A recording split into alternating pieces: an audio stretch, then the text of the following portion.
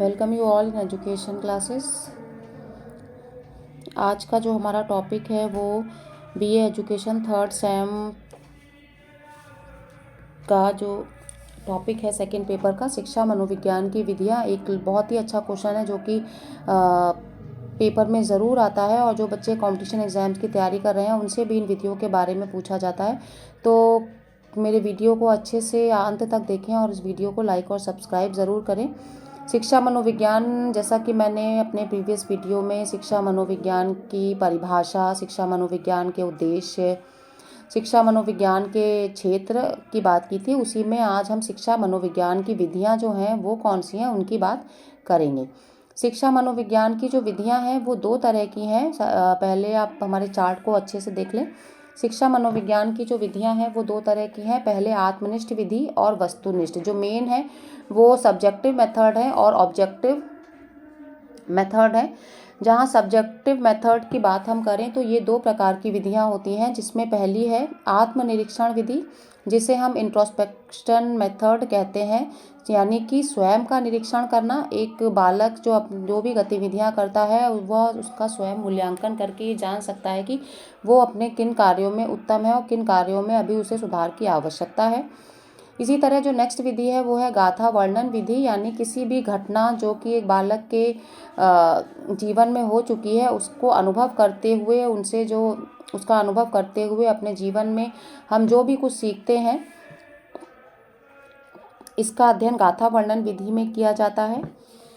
Next जो है objective method के अंतर्गत जो ये विधियां हैं वो निम्नलिखित हैं, जिसमें पहली विधि है प्रयोगात्मक विधि, एक्सपेरिमेंटल मेथड, जिसमें नियंत्रित परिस्थितियों में बालक को कोई भी गतिविधि करने के लिए बोला जाता है और वो उस गतिविधि को करते हुए जब पूर्ण करता है तो उसके द्वारा उस बालक का मूल्यांकन किया जाता है। निरीक्षण विधि, जिसे हम ऑब्जर्वेशनल मेथड कभी कहते हैं, जिसके अंतर्गत बालक के व्यवहार का मूल्यांकन किया जाता है और अगर उसके व्यवहार में कोई दिक्कत होती है तो उसका समाधान करने की कोशिश की जाती है। नेक्स्ट है केस स्टडी मेथड, यानी कि जीवन इतिहास विधि, जिसमें मानव व्यवहार का अध्ययन किया जाता है कि एक व्यक्ति इस प्रकार का व्यवहार किस कारण से कर रहा है और अगर उस कारण को जानने की कोशिश की जाती है ताकि हम विद्यार्थी की समस्या का समाधान कर सकें। नेक्स्ट विधि है उपचारात्मक विधि, जिसका तात्पर्य है कि आचरण संबंधी जो जटिलताएं एक विद्यार्थी को होती हैं उन्हें किस प्रकार से दूर किया जाए।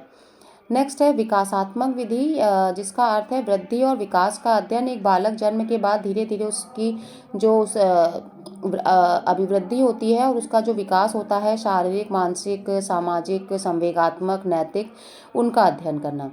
नेक्स्ट विधि है मनोविश्लेषण विधि, जिसका अर्थ है अचेतन मन का अध्ययन करना। व्यक्ति की अचेतन क्रियाएं जो हैं उनका अध्ययन इसके अंतर्गत किया जाता है। नेक्स्ट विधि है तुलनात्मक विधि, जिसके अंतर्गत दो व्यक्तियों या दो विद्यार्थियों जो एक ही कक्षा में हैं उनके व्यवहारों का तुलनात्मक अध्ययन करके ये देखा जाता है कि दोनों में जो विशेषताएं हैं वो समान हैं या नहीं। नेक्स्ट विधि है सांख्यिकी विधि, जिसका तात्पर्य है समस्या से संबंधित तथ्यों का एकत्रीकरण। नेक्स्ट विधि है परीक्षण विधि, यानी बालक की विभिन्न योग्यताओं का परीक्षण करना, जैसे बुद्धि परीक्षण, उपलब्धि परीक्षण, अभिक्षमता परीक्षण, अभिवृत्ति परीक्षण इत्यादि। नेक्स्ट विधि है साक्षात्कार विधि, यानी कि समस्या संबंधी वार्ता। विद्यार्थी की किसी भी समस्या पर जब वह अध्यापकों के साथ उस पर किसी अपनी समस्या संबंधित जब वार्ता करता है तो उसे साक्षात्कार विधि कहते हैं।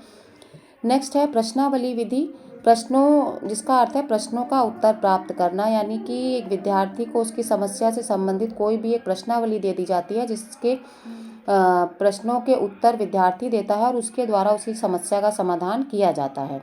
नेक्स्ट है विभेदात्मक विधि, यानी व्यक्तिगत भेदों का अध्ययन। व्यक्तिगत विभिन्नताएं जो कि विद्यालय में और कक्षाओं में पाई जाती हैं उनका अध्ययन विभेदात्मक विधि के अंतर्गत किया जाता है।